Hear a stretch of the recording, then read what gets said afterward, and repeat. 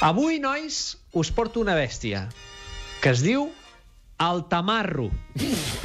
Quines malalties puc agafar si mossego un mico?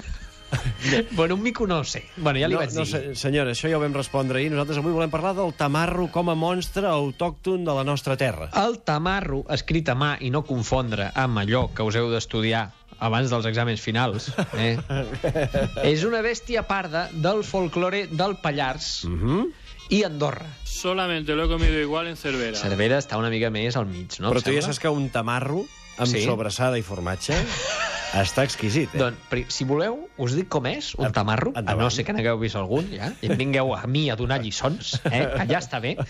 Doncs entraria en la categoria de bitxos mitjans, i vaig amb la descripció policial. Atenció. A veure. Cos pelut, morro de llop, 4 potes, sembla que estigui donant una recepta per fer un pastís, Sí. 4 potes, atenció amb aquestes 4 potes, perquè en té 2 llargues i 2 curtes. El que passa, fins aquí cap problema, el que passa a veure és que les curtes són del mateix costat. No. Sí. Quina mala sort. Fa pena, ara. Imagineu-vos una bèstia que camina en 4 potes i les potes de la dreta són la meitat de curtes que les de l'esquerra. Va tocant amb una orella al terra. No. Això, sabeu què li permet? Corre molt en terrenys irregulars.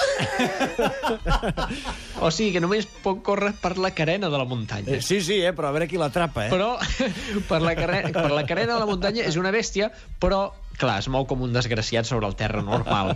Val? O sigui, sobre moqueta no val res. Una altra cosa, no sap caminar marxa enrere. Ah, no? Cosa Molt de iaies, això. Sí, que és molt de... Hi ha humans que tampoc ho saben fer gaire bé, No, les iaies, per exemple, no saben de marxar enrere. Ja són com una Harley Davidson. Representa que té... I l'olor. Representa que té la mida d'un llop gros. Mira, veus? Per dir bestieses se li ha tallat la connexió a en Jair Domínguez, l'haurem de recuperar.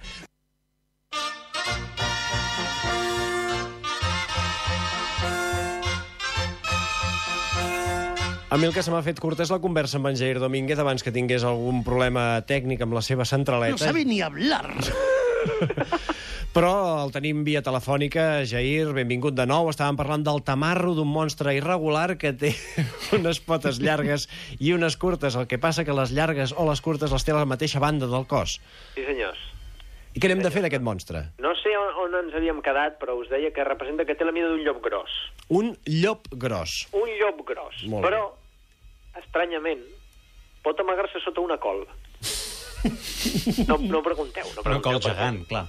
Potser és pel color que el fa una mica camuflat, no? Exacte, s'amaga per la part de les potes curtes. D'acord, deu ser això. Aquí he de fer un incís ara, per parlar del tamarro, perquè estem parlant de Catalunya, un país diferent als altres. Sí. Es veu que com que la gent del Pallars no trobava el tamarro, o sigui, no el trobaven, només l'havien vist, però no podien enxampar-lo, i començaven a agobiar-se, van decidir oblidar-se d'atrapar-lo i fer-lo servir d'excusa per putejar els estrangers. Ah, sí? I ara us explico... Però per boicotejar la vida turística de la zona. Sí, així de clar. Nois, ara us explico de què va això del tamarro. Ara ja ens oblidem de la bèstia, perquè representa que encara acampa per allà. Sí?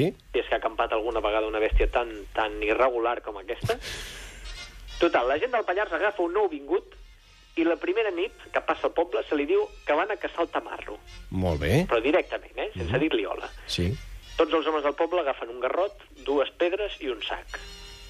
Això estem parlant d'ara, avui mateix, al segle XXI. Això està passant ara, Això està passant ara. A la zona del Pallars. A la zona del Pallars i Andorra. Molt bé. M'agrada molt aquest dia del teu laboratori perquè aprenem moltes coses del nostre país que no se'ns estan explicant. Sí, no s'estan dient i és per alguna cosa, ja us ho explico de seguida. Total, que tots els homes més forts del poble i aquest nou vingut, van avançant pel bosc picant amb les pedres, que és l'únic so que fa sortir el tamarro. Sí. Atenció, també té les seves coses, aquesta bèstia. Cada mitja hora, això és molt important, el ritual es fa una parada estratègica per beure vi. Molt bé. Això que no falti. Que no falti, I quan van ben torrats, atenció, piquen el nou vingut al mig d'un canal i li diuen que esperi, que passarà el tamarro per allà. Li diuen, fica't aquí dins, ja veuràs que divertit. Que és quan tu has de començar a sospitar que potser el tamarro no sigui el que et diuen. Jo des de petit, quan sento ja veuràs que divertit, em començo a amoïnar. Doncs imagina't, quan t'ho diuen quan tens 40 anys i al teu voltant només hi ha gent del Pallars borratxa. Què fan? Doncs obrir el pas de l'aigua del canal quan estàs al mig i el foraster doncs queda divertidament remullat o mort, depenent de la seva perícia a l'hora de sortir d'un canal. O sigui que, nois, quan us diguin d'anar a caçar el tamarro, doncs mira... No feu gaire cas. No feu gaire cas, i sobretot si us diuen de ficar-se en un lloc perillós i fer soroll amb 2 pedres, doncs que les agafin ells, les pedres. Això mateix. Doncs mira, amb el tamarro d'excusa per conèixer aquesta bonica tradició del Pallars amb els nouvinguts. Són gent molt hospitalària, pel que explica avui en Jair Domínguez. Una salutació a tots els del Pallars. Sou molt bona gent. I ja sabeu que nosaltres som de la broma i som una mica imbècils.